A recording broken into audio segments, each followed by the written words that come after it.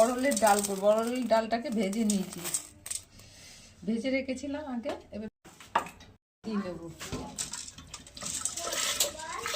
দিলাম প্রেসার কুকারে। 4টে সিটিতে না হলে আবার পরে দেখবো, দেখে আরো দিয়ে দেবো 2-1টা যদি লাগে। ডালটা সিদ্ধ হয়ে গেছে, 4টে সিটিতেই সিদ্ধ হয়ে গেছে। দিলাম লবণ, দিলাম গুলিয়ে দিলাম, দিলাম সরষের তেল,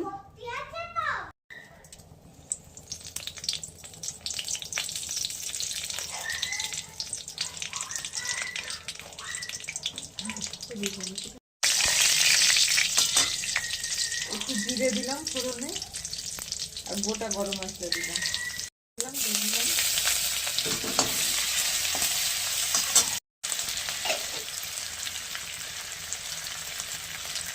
আর একটু ঘি দিয়ে দিলাম।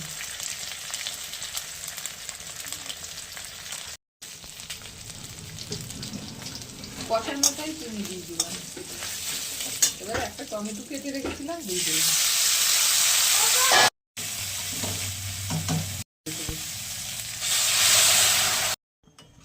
একটু গোটা গোটা রাখতে হবে ডালগুলো, একেবারে ভেঙে দিলে হবে না।